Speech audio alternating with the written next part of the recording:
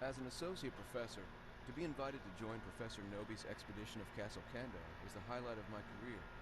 I could never have imagined that it's also where I'd find the woman of my dreams. From the moment I saw her, the professor's daughter, Annie, took my breath away. In that instant, I knew that I'd follow her into the mouth of hell. Hello everyone, this is Associate Professor Gantz, Knowby, Department of Gaming. I'm coming to you with part 2 of how to play Evil Dead. I've been having trouble trying to figure out where I go from the first episode. The reason is I found out it's because of the prestige system why it's been so hard for me to try and figure out how to teach somebody how to play Evil Dead. Um, each individual class had each individual role before the prestige system, and since the prestige system, that role has changed. Warriors are no longer tanks; they are tanks, DPS. Hunters are no longer. Um, well, they still the same, but now they have the best of both worlds. They have the fear resistance and they have the damage to deal with possessions. Supports really didn't much change. They just became stronger healers, to be honest.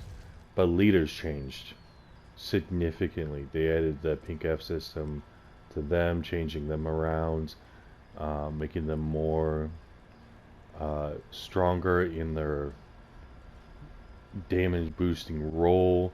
They give them more dodges, which makes them more survivability, and overall just changed the whole system of how this game was played when this game first came out.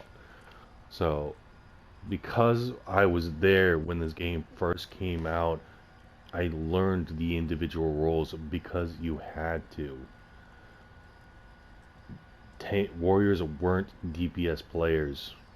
They were there to balance bar the possession, and after they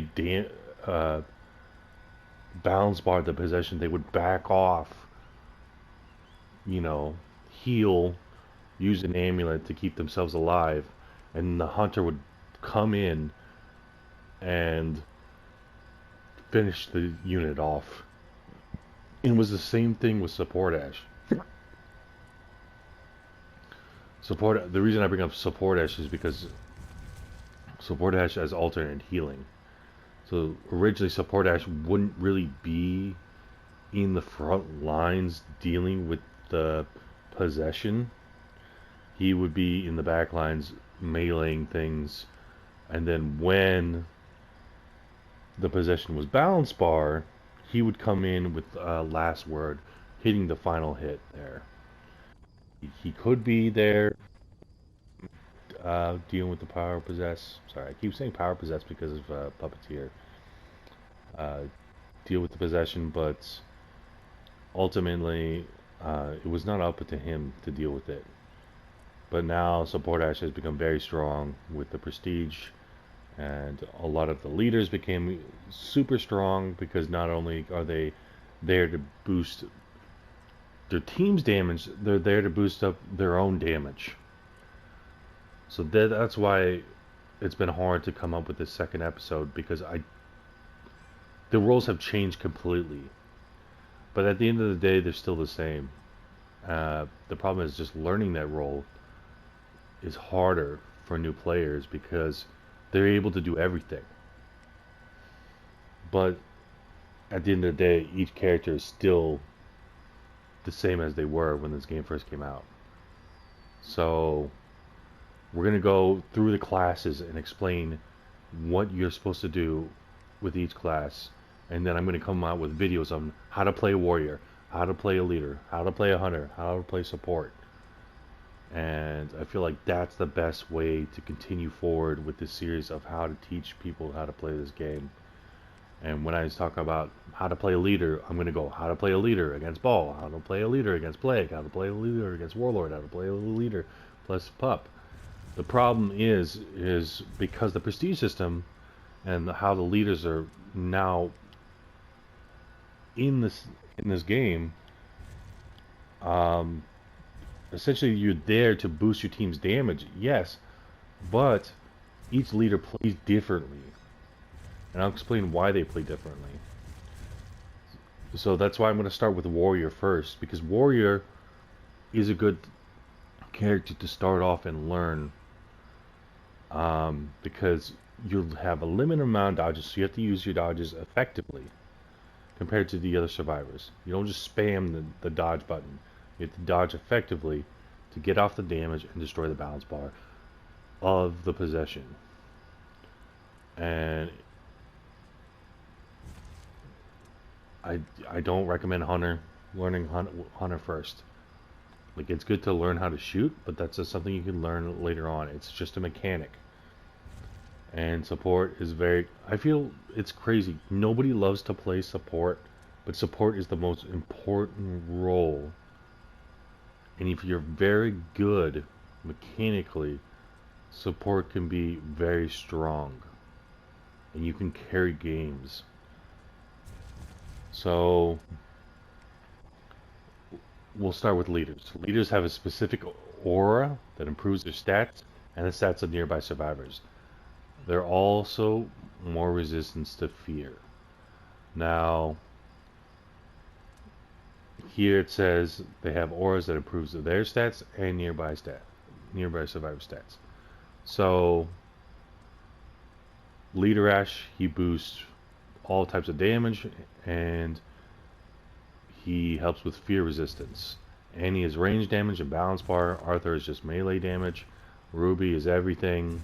Stamina, the only thing she doesn't do is fear. Brock is everything as well, depending on what the survivor team is, and he also does other things. This is not, I don't have to go into how to play right now as each leader, but that's why it's going to be kind of difficult for me to talk about which leader to play,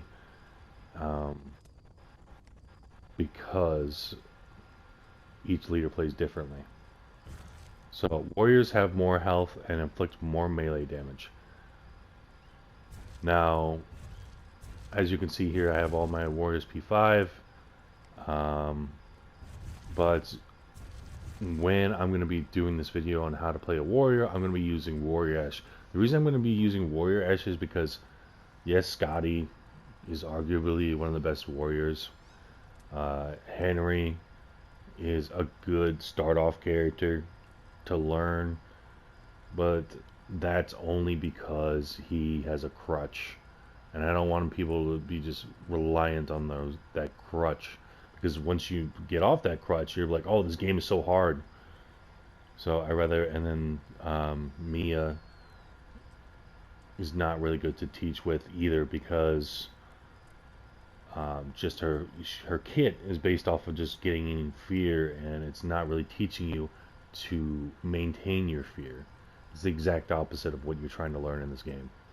So I feel like Warrior Ash is definitely the best character to learn. For hunters inflict more ranged weapon damage, can carry more ammo, and have slower stamina consumption. So their survivability comes from their stamina and dodging. So you need to dodge and shoot with them. Support class, survivors start with a Shimp's Cola and an amulet and carry more Shimps and amulets. If Shimps or amulets are used, survivors in your aura also gain the positive effects. There is no circle aura like leaders have that show you how far away you could drink the Shimps for them. You don't have to be right next to them, but you have to be close enough where the Shimp will go off. So they're healers. So you have your off tanks here. If you play Overwatch, you have your tanks, your DPS, and your support, your healers. Now, each role is different. As a leader, you boost damage. That's it. That's what you should be focused on. You boost damage and you focus on add clear. Don't focus the power possess. Sorry. Don't focus the demon possession. It's not your job to deal with that. It's the job of the warrior. Your job as warrior is to be a tank and to balance bar the possession. That's it. You're a tank. You have to use your dodges effectively, so you take the least amount of damage doing so. Hunter, your job is to clear ads, and when the possession is balance barred, you can attack the balance bar enemy by coming in and shooting in the head. Support. You heal and focus ads, which is AI. That's your job. Just heal. I know it's boring, but support Ash can do alternative healing, so it makes it a little bit more interesting. But yeah, you could just focus ads as support and try to clear them out as quickly as possible with the leader. So this is why it was difficult, because this is how you originally played the game, was that each individual had a role, and these were the roles that you had to do. As warrior, you would be expected to balance bar, but balance bar has changed significantly since the prestige system came up. It's still the king of how you defeat the demon, but at the same time, damage is more needed for book phase. So, for a leader, it's very, and I'm going to show my leader Ash build and explain why I have it like this. It's so tempting to have this kind of build on leader. I continue to try and make leader Ash work because I really enjoy his kit, especially this perk. But it just doesn't work. You need to play leader Ash with a team that knows what they're doing. And honestly, it would be something like this. And the fear of no evil is just to deal with ball. Actually, you just even put it here as well. That way you can be, you know, dealing with ball. And if you really wanted to, you could put 4 points in here. That way you could deal with ball. Like, this is a ball build. Because you're not really worried about doing DPS. You're worried about getting to the book phase.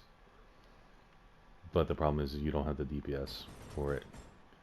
But originally, without the prestige system, right, this would be the build. You would run with leader Ash against ball, because you wouldn't have the 5 points to spend.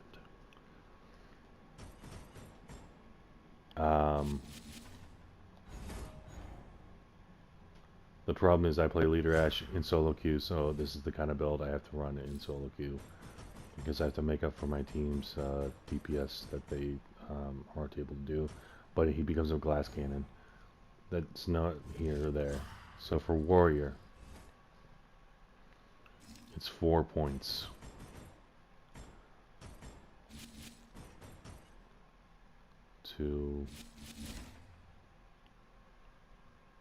So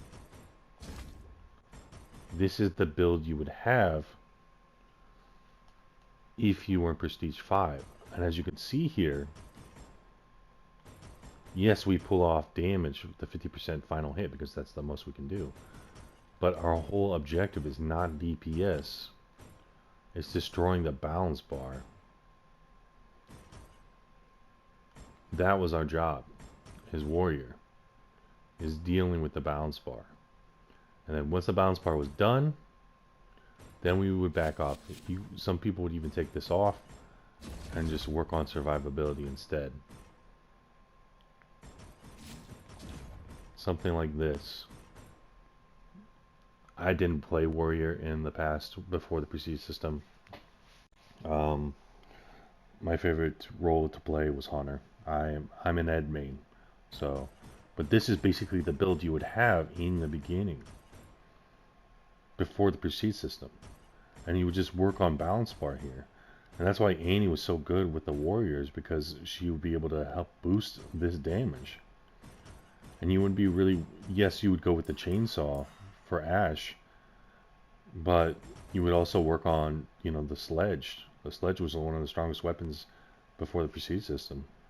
Now it just depended, it's on the axe, you know, because of Scotty, you know, the hyper armor it provides. So, and for Hunter, during the before the prestige system, you had a choice. You had, let's not use Hunter Ash as an example. Let's use Ed. So you had a choice between having high damage and balance bar, or being able to maintain your fear and not have balance bar. But balance bar was king, so you rather sacrifice the damage.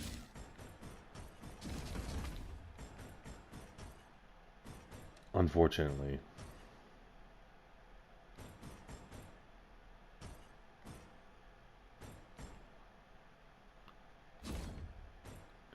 So that was the kind of build, a little bit. You wouldn't be doing as much damage, but you needed the fear resistance so you wouldn't kill your team. So that's why this was so important. And you wouldn't want to sacrifice stamina, because that was the only way to survive. So sometimes people would take points out of here and put it here, and do something like this. Actually, damage goes up more. So it'd be something like this. But balance bar was so strong that it was difficult not to do that. Because what one book games was not damage in the beginning, before the prestige system, it was balance bar. That's why Annie was so strong. And for support, I'm gonna pull up David, because use my main. So for here, right,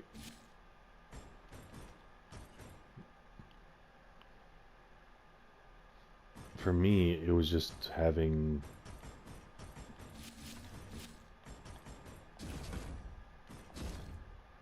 survivability. So this would be the build before the prestige system, and the whole supports were like highly possessable. So because they couldn't spec into Fear No Evil, and they would just focus balance bar, they wouldn't be focusing DPS, and they would be focused on healing. But that's changed so drastically that now you don't have to do that. You could be more of a DPS player. Yes, you're not going to do as much DPS as any other character, but if there's a leader, you can focus on that, and then balance bar, and then just go for range damage with David. And then also just deal with ball here, and then fast forward helps with the objective.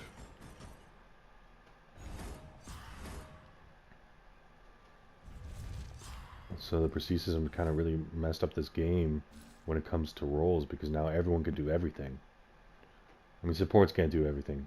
Like, they can heal and all this other stuff, but at the end of the day, they're not going to do as much damage.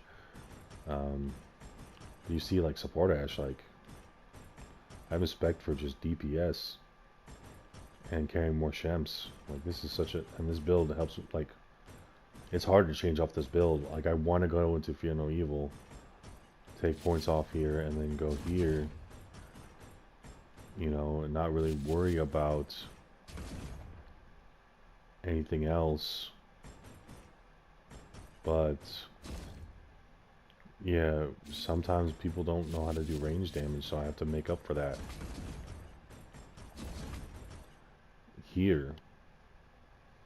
So I'll go into the last word here, and then after I hit that last word, then I go in for 2 headshots with a boomstick or something. Or if I'm using a shotgun, then I just bounce bar with the shotgun. It's easier. But like I said, it's just difficult nowadays because the Prestige system. It's funny because people used to complain when the Prestige system first came out, but we eventually, like, it just became like ingrained into us, and we stopped complaining about it. Because, to be honest, when it first came out, I thought it was awesome. I'm like, oh my god, look at all these. I'm a survivor main. I'm like, look at all this stuff we can do now as leaders. Because I was a leader main too. I was an Arthur main when the game first came out because it was so hard to unlock them, and you only had 3 pink Fs in each roll, and like 2 dodges. Leaders are awful. Like, they're the worst character in the game. Like, when you were a demon, you would focus leaders, and now, like, leaders are like one of the last things you try to focus as a demon, and try to focus the warrior or support. Or try and find the weakest link in the group and then focus that person. But yeah, it's insane how much this game has changed. And my wife was the one that actually really showed me that. Because I was, like I said, I was trying to find out how do I teach the next step in this game. Because I'm teaching basic mechanics. But I can't teach basic mechanics because each role has a different basic mechanic that's inherent to them. Just as if I was teaching demon, I wouldn't be teaching demon, I would be teaching that specific demon. So I need to teach that specific role. And I can't believe it took me this long to figure that out. So, yep, thank you for watching the video, and have a wonderful day.